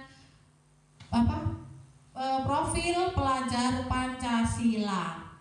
Semuanya harus berpusat pada siswa. Jadi siswa di pembelajaran itu nggak harus dari guru, siswa boleh mencari sumber belajar dari manapun, nggak boleh dilarang. Kamu kok malah coba-coba kan ngerjain soal, padahal dia mau mencari apa sih soal ini kira-kira yang lingkunganku. Kita tanya terlebih dahulu, tapi kita arahkan ke yang lebih baik. Nggak kok jadi Bu Rizky nggak apa-apa kan metu-metu, tapi kita harus arahkan.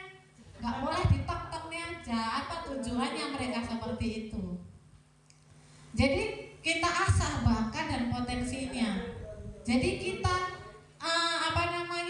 potensi siswa itu punya keunikannya masing-masing. Ibaratnya siswa itu dilahirkan seperti kertas putih, tetapi sudah bergaris titik-titik. Nah, garis titik-titik itu gimana kita tebalkan dan kita luruskan, kita garis tebal.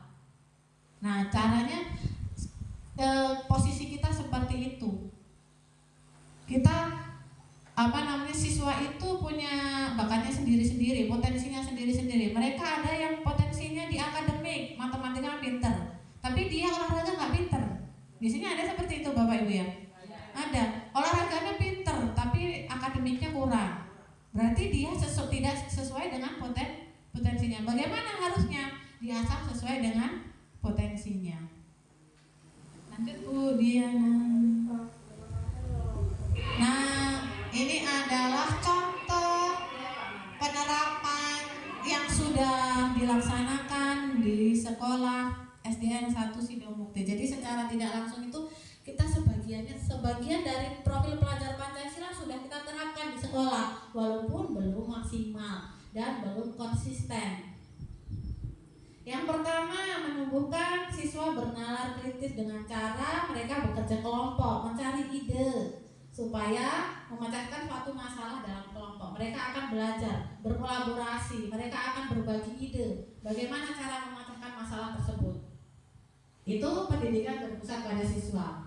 Kemudian ada pembiasaan membaca 15 menit sebelum belajar, yaitu kegiatan literasi.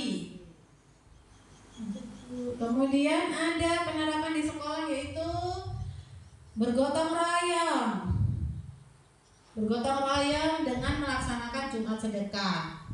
Kemudian memanfaatkan aset sekolah dengan memperkenalkan pendidikan berbasis IT. Jadi Bapak Ibu, kemarin saya di pendidikan modul 1.3 itu ada namanya membuat visi guru penggerak. Visi saya itu adalah mewujudkan generasi siswa yang berkarakter, berwawasan global, kemudian berwawasan global dapat menguasai ilmu pengetahuan dan teknologi sesuai dengan profil pelajar Pancasila. Itu visi saya sebagai guru penggerak. Jadi saya ingin mewujudkan siswa yang berkarakter, berakhlak mulia, tetapi tetap harus diimbangi dengan wawasan global dan ilmu pengetahuan dan teknologi. Jadi saya ingin mewujudkan siswa yang paham IT tanpa harus paham IT dan dilandasi dengan karakter dan akhlak yang mulia. Jadi walaupun setinggi-tingginya ilmu, sepandai-pandainya dia dalam pembelajaran, tetapi tetap karakter pendidikan harus ditanamkan.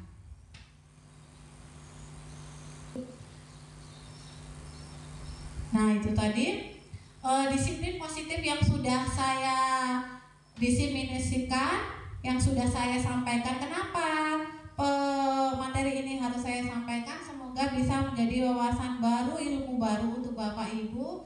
Dan mari kita berkolaborasi bersama menciptakan disiplin positif, kemudian mewujudkan siswa sesuai profil pelajar Pancasila, yaitu dengan membangun komunikasi yang baik, disiplin positif dengan diawali lingkungan yang positif, pembiasaan yang konsisten dan menyeluruh, pembiasaan karakter-karakter baik.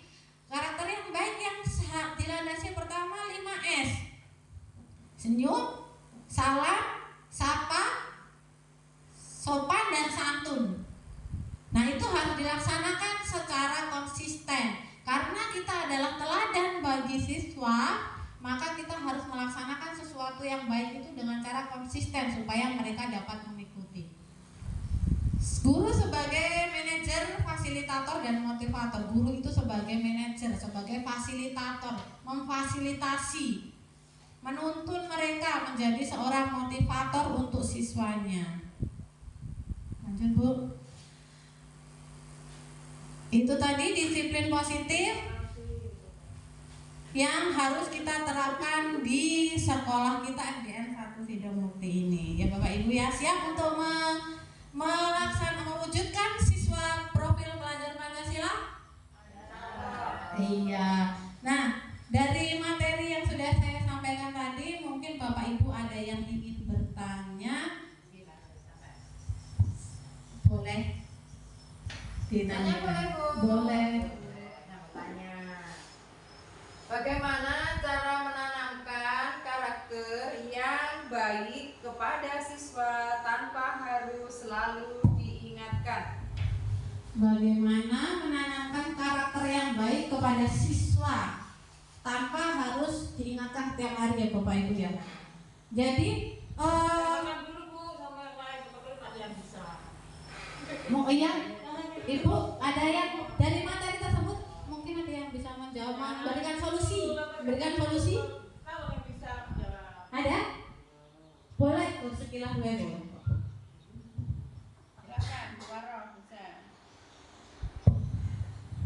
Ya Bapak Ibu, jadi cara kita sharing ya, kita sharing saja. Jadi misalnya jawaban saya ini kurang tepat boleh ditambahkan nanti ya. Jadi menanamkan karakter baik itu dengan cara, kalau menurut saya, karena kita posisinya sebagai teladan yang baik bagi peserta didik, yang pertama kita lakukan adalah kita harus membuat perubahan, pembiasaan perilaku yang baik. Dengan cara bagaimana? Konsisten. Gak saat itu saja. Ben murid kiro. Contohnya, bagaimana siswa agar tidak terlambat? Bagaimana Bapak Ibu? Gurunya tidak boleh terlambat, dan itu pun harus dilaksanakan dengan konsisten. Gak hanya saat itu saja. Jadi sesuatu perilaku yang baik itu harus dilakukan secara terus-menerus, secara diingatkan secara terus-menerus, maka itu akan menjadi sebuah kebiasaan yang baik. Membuang sampah pada tempatnya.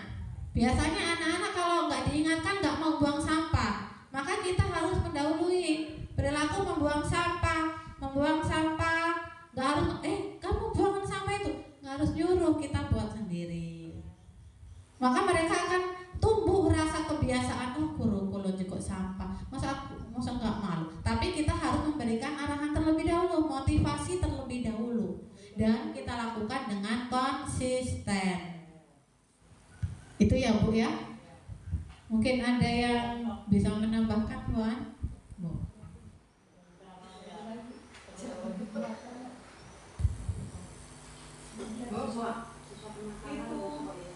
Silakan jika ada yang ingin bertanya lagi Bu dari materi yang saya sampaikan tadi. Bagaimana menanggulangi kenakalan siswa? Contoh siswa yang suka menjahili temannya agar tidak lagi melakukan hal tersebut.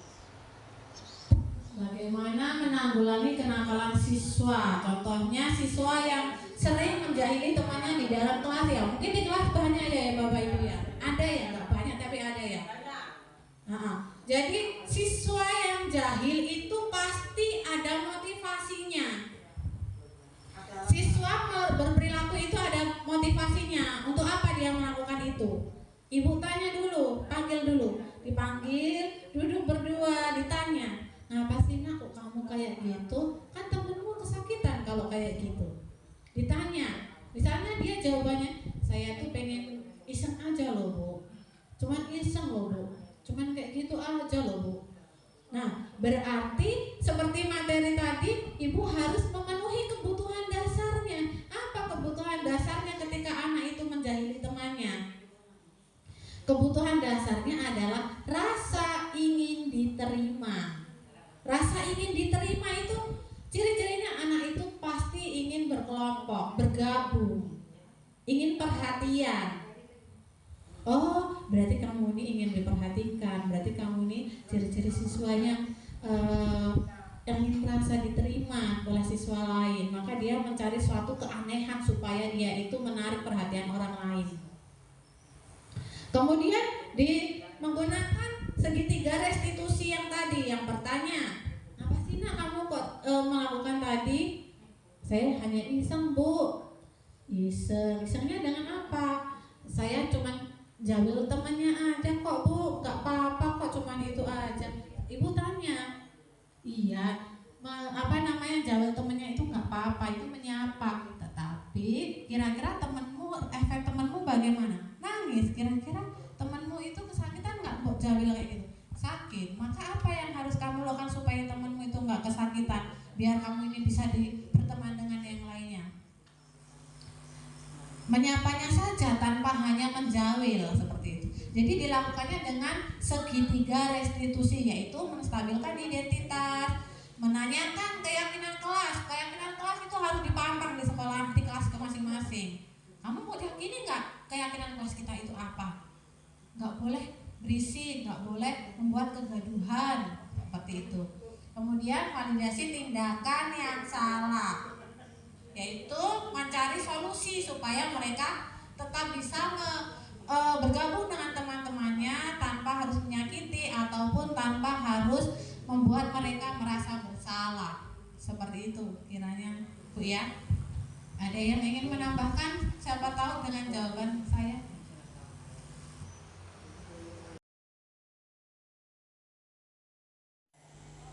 Bapak Ibu, berikut adalah sebuah kegiatan pembuatan keyakinan kelas yang sudah saya laksanakan di dalam kelas saya, yaitu kegiatan kesepakatan yang harus dilaksanakan guru dan siswa dalam kelas tersebut.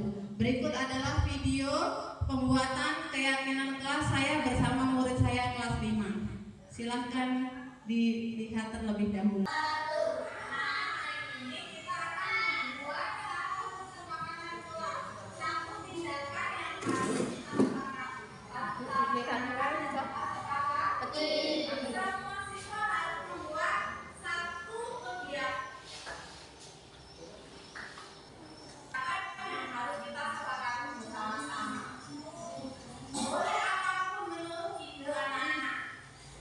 Nah, nanti guru bagi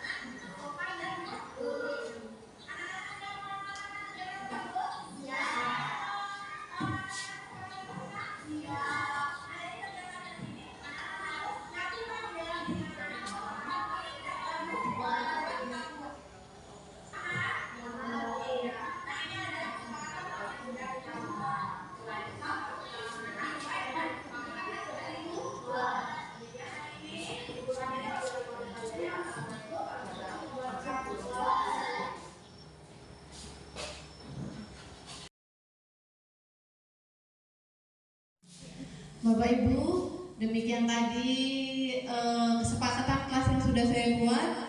Berikut adalah refleksi atau tanggapan dari siswa yang sudah membuat keyakinan kelas.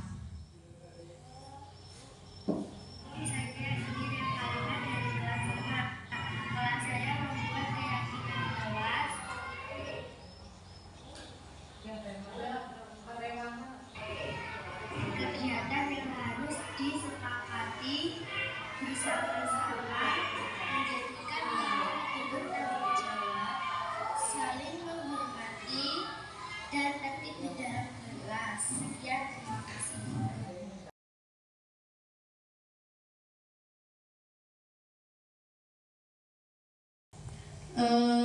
Bapak Ibu, tadi adalah video keyakinan kelas yang sudah saya buat di dalam kelas 5. Nah, kegiatan tersebut harus kita sepakati bersama-sama siswa dan murid. Kemudian implementasi yang sudah saya laksanakan selama menjadi guru penggerak dari modul 1.1 sampai modul 1.2, 1.3, dan yang terakhir ini adalah 1.4, yaitu tentang modul budaya positif. Berikut adalah aksi nyata yang akan saya tampilkan.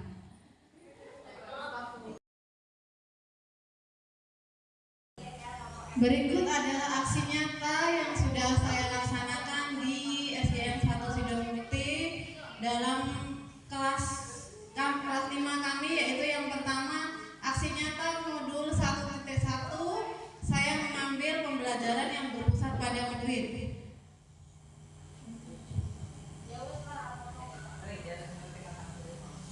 Nah, ini adalah pembelajaran yang berpusat pada murid. Siswa diajarkan untuk memecahkan satu masalah, solusi sendiri, kemudian mereka belajar cara mempresentasikan hasil diskusi mereka.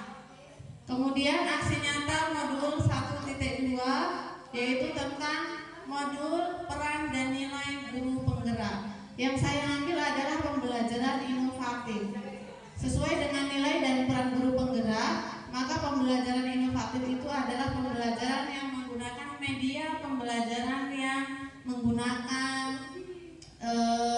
komputer, laptop, seperti itu. Kemudian dengan alat peraga yang inovatif. Jadi dalam kegiatan ini saya mengambil pembelajaran yang inovatif.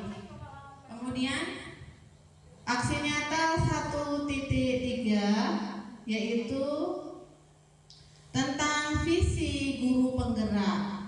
Visi yang saya tampilkan adalah mewujudkan generasi yang berkarakter, inovatif, berwawasan global, serta dengan berlandaskan profil pelajar Pancasila. Dalam bagjanya, penerapan bagjanya yaitu meningkatkan minat belajar siswa dengan memanfaatkan sumber belajar dari internet. Kemudian penerapannya, saya membuat satu karya anak atau karya yang memanfaatkan aset yang ada di lingkungan sekitar dengan mengambil tutorial dari sumber belajar internet dari YouTube, yaitu membuat bentuk anyaman keset.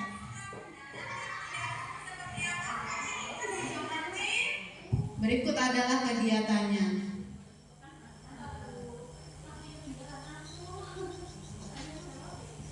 Demikian tadi Bapak Ibu aksi nyata yang sudah saya terapkan pada modul 1 yang saya terapkan di SDN 1 Sidomukti ini. Nah, demikian tadi disiplin positif yang harus kita terapkan. Semoga apa yang sudah saya sampaikan tadi bisa bermanfaat Bapak Ibu ya.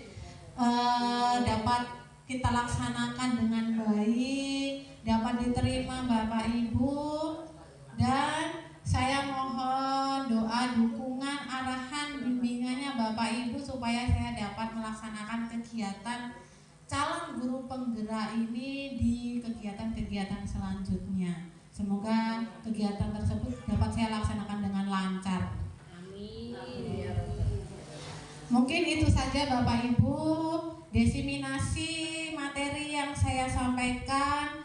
Jika ada kurang dan lebihnya, saya mohon maaf yang sebesar-besarnya, dan kepada Allah saya mohon ampun. Saya akhiri, wabillahi taufiq walhidayah. Wassalamualaikum warahmatullahi wabarakatuh. Waalaikumsalam warahmatullahi wabarakatuh.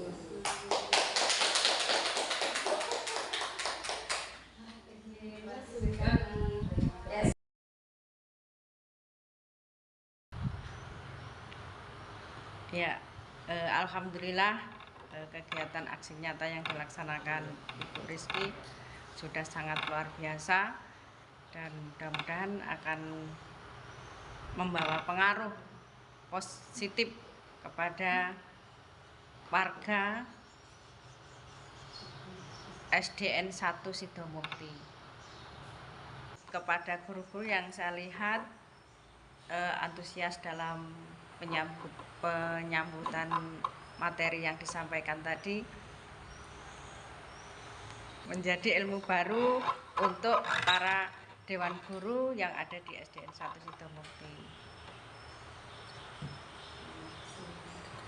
Demikian, terima kasih. Assalamualaikum warahmatullahi wabarakatuh. Saya teman sejawat dari Bu Rizky Amalia Parapat, nama saya Siti Mutmainah. Saya senang sekali dengan pembagian materi yang diberikan oleh Ibu Rizky Amalia Parapat. Ini menjadi ilmu baru untuk saya dan rekan-rekan saya. Semoga ilmu baru ini dapat kita terapkan dan bermanfaat untuk Bapak Ibu Dewan Guru di SDN 1 Sidomukti. Salam semangat, semoga jejak Bu Rizky Amalia Parapat dapat kita tiru dan kita terapkan ilmunya dalam pendidikan di SDN 1 Sidomukti. Terima kasih.